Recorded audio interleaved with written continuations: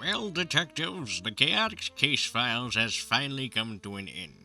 It was quite the journey starting in Seaside City, traveling to Station Square, racing against Jet in a 1v1, meeting up with Tangle and Whisper in Spiral Hill, getting locked up and interrogated by Commander Tower, crashing a helicopter, bunking at Vanilla's place, getting captured by Dr. Eggman, to finally facing off against probably one of the coolest comebacks for a villain yet. Now what?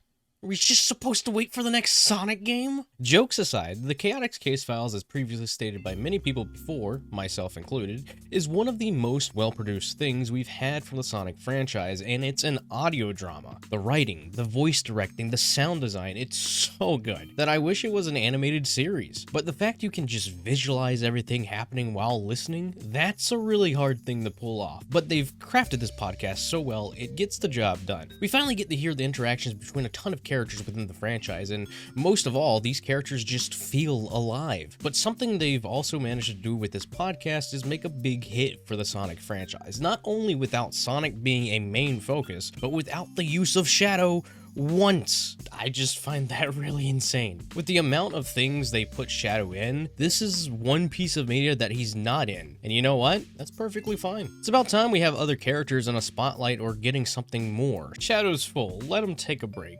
He's coming back. He always comes back. To give a perspective of how well this podcast did, it had nearly 2 million downloads and plays within less than 6 weeks. Nearly 2,000 ratings across podcast channels, over 1,600 episode level comments on Spotify, 18,000 YouTube comments, nearly a 100% listen through rates for each episode, and over 120 countries reached. These stats are really impressive, especially for something like this. So I think it's safe to say and to assume that we might be getting something more later on, but I'll get back to that in a bit. But now it's time to talk spoilers. So, if you haven't watched the recent episode of the Chaotix Casefiles, what are you doing here? If you don't want to be spoiled, now's your chance to click off the video and go do something else. So, let's dive into it. That most recent episode was pretty good, though I do have some criticisms about it. It's a really fun, action-packed episode with a lot happening. We actually get to hear everyone working together as a team, and Vector doing a really well job at coordinating everyone through the fight. The idea of Infinite making himself this big titan while utilizing the astroscopic lens to make clones of everyone else was really cool. I love a good mirror match. I also really like how it felt like kind of a redemption of the final battle in Forces with all the Phantom clones. Also, it's just so awesome to hear Tangle and Whisper in action. We got to see SBO finally regain his confidence in his abilities, being able to free Vector and really being the person responsible for defeating Infinite. The exchange that him and Rouge have in the episode really is an interesting interaction as well. We get to see a bit of the double agent play here with Rouge, which is always fun to see. Her trying to get the lens for her own benefit, and I'm really curious to see how they're going to follow up the interactions between these two going forward. Everyone works together to take down Infinite, and we see something very familiar happen. Much like at the end of Forces, Infinite just disappears again. And I'm really not sure how to feel about that.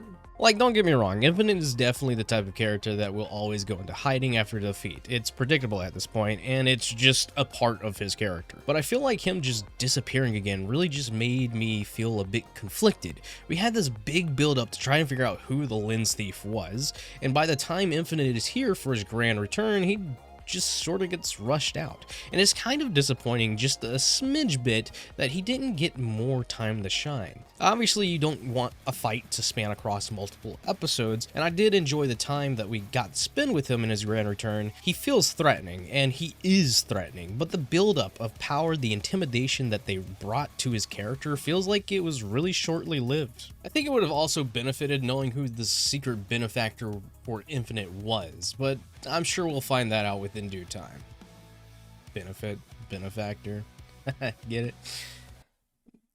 I'll get back to the video. Aside from that, I'm really happy he's back. I'm really happy with how the entire podcast stacks up, and would say that it's an instant favorite of mine. I seriously go back and listen to some episodes while I'm working on things, and honestly, I think that's the first time I've really ever done that with an audio drama series. I just really love listening to these characters and having this world just feel more and more real. But there might be something that you missed while listening to the recent episode. If you go back to the moment that Infinite uses his bomb before disappearing, you might hear something a little familiar. See you when you least expect it, Sonic. Looking forward to it.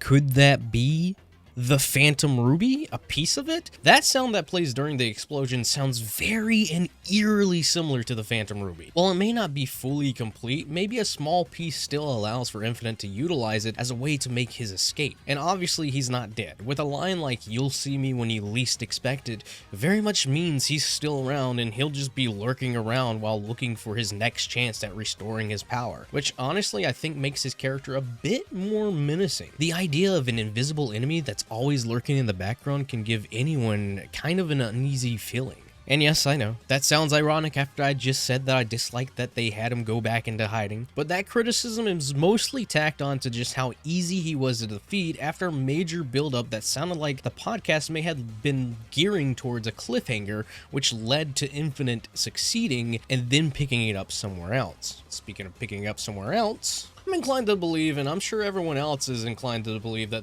the Chaotix Casefiles might be coming back in the near future. Reading over the description of the last episode, it clearly states season finale, not series finale, indicating that there might be more already in the works or being developed as we speak. The last episode does end on the Chaotix Agency taking on another case, so I can only imagine what the next case might be, and if we may have another run-in with Infinite in the hypothetical second season. The Chaotix Casefiles is an audio drama that succeeds in doing what it was meant to do, a new medium for Sonic to break into, giving characters some more depth and development, introducing voices for characters that have never been voiced before, or voices for characters we haven't heard in a long while. It expands the Sonic universe in such a unique way, and honestly, I really hope we can get more outside of the Casefiles. St. Louis for audio drama.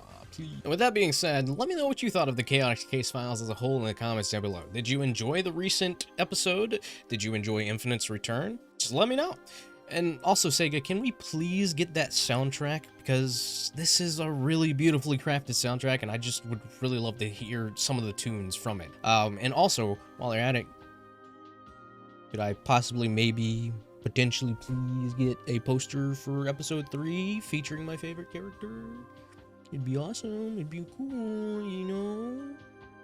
You don't have to. You don't have to. If you liked the video, I encourage you to leave a like and share it around to keep the conversation going. And if you really want to support me, I'd really appreciate it if you subscribed. Thank you so much for watching, and until next time, take care.